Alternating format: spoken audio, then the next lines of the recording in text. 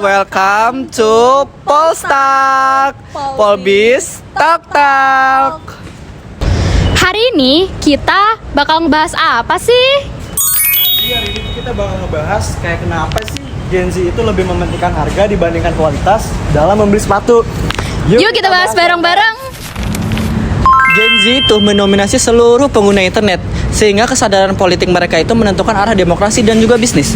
Data dari Badan Pusat Statistik itu mencatat dari tahun 2024 sampai tahun 2025 itu ada pengangguran dari Gen Z sebanyak 3,55 juta. Gen Z juga sangat sensitif terhadap harga, diskon, dan juga promosi yang menjadi sumber utama, termasuk tekanan ekonomi yang membuat Gen Z itu terlihat lebih berhati-hati dalam pengeluarannya. Dan tren seperti membeli barang dupes atau trip juga itu menjadi salah satu sumber utamanya. Kenapa sih kesadaran politik dan bisnis itu penting buat Gen Z? Karena politik itu menentukan aturan yang nantinya akan berdampak pada pendidikan, lapangan pekerjaan, harga barang, isu lingkungan, dan juga keadilan sosial yang sangat melekat dengan Gen Z. Oleh sebab itu, keputusan politik hari ini akan sangat berdampak di kemudian hari. Sehingga mereka tuh harus peduli dan juga memahami arah kebijakan tersebut.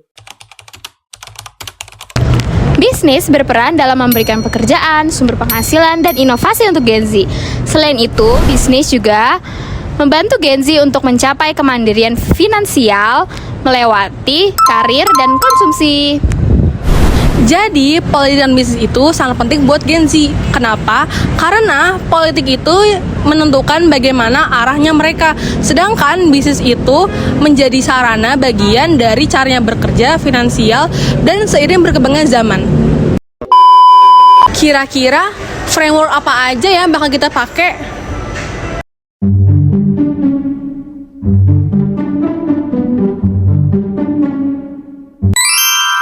Untuk framework yang pertama yaitu ada SWOT. S untuk strength, kesadaran realitas, keuangan Gen Z itu cenderung lebih realistis.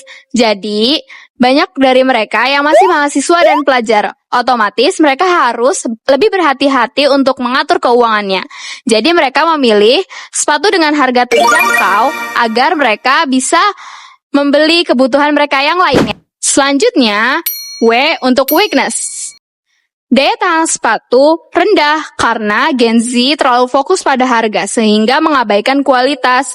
Oleh karena itu, sepatu cepat rusak dan harus beli ulang. Selanjutnya yaitu opportunity.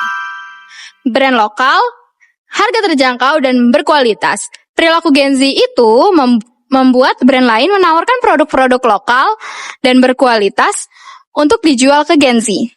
Selanjutnya itu ada trends. Dominasi fast fashion dan barang tiruan atau KW membuat Gen Z semakin terbiasa dengan harga rendah.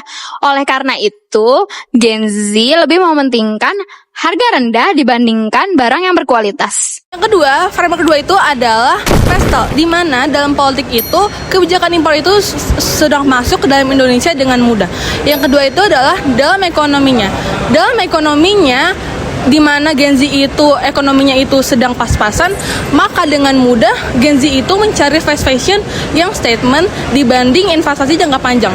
Yang ketiga itu adalah dalam sosialnya. Dalam sosialnya, di masa-masa ini sedang tren sepatu murah, maka Gen Z itu mencari barang yang lebih murah daripada stylenya. Yang selanjutnya itu adalah teknologi, di mana teknologi ini adalah e-commerce dan banyaknya iklan. Di mana banyaknya iklan ini itu mendorong Gen Z untuk terus membeli barang-barang atau sepatu yang lebih murah. Selanjutnya itu adalah environmental. Gen Z ini sebenarnya peduli sih sama lingkungan, tetapi tetap saja membeli sepatu yang lebih murah. Dan tetapi Gen Z ini itu sebenarnya peduli juga sih sama limbahnya. Tapi kadang-kadang Gen Z ini juga kadang nggak peduli juga. Jadi dia itu ada di tahap pas-pasan. Selanjutnya itu adalah legal, di mana pada saat ini belum ada penegakan hukum terhadap produk palsu yang terjadi pada saat ini.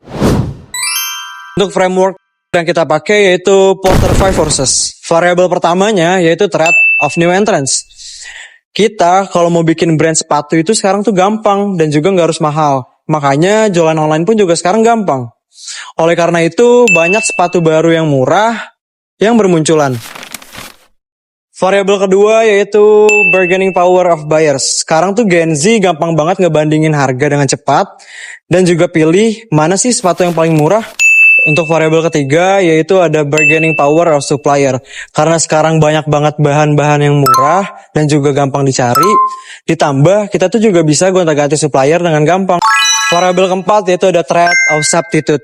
Sekarang Gen Z itu juga gampang banget cari alternatif lain. Kayak contohnya nge-thrift, atau beli sepatu KW, atau juga bisa beli sendal yang fungsinya sebenarnya sama aja. Variabel terakhir yaitu rivalry among competitors. Karena saking banyaknya competitors dan juga banyak brand sepatu yang jual dengan harga murah, oleh karena itu harga jadi penentu utama untuk menarik pembeli terutama Gen Z. Framework yang kita ambil itu ada dari Boston Consulting Group Matrix. Yang menjadi stars dari brand Nusasus itu yang pertama ada Javanese. Kenapa sih Javanese? Karena dari Javanese ini harganya tuh murah dan juga modelnya tuh sangat mengikuti dari tren sosial yang ada di media. Yang menjadi question mark dari brand Nusasus itu ada dari Bali Beats.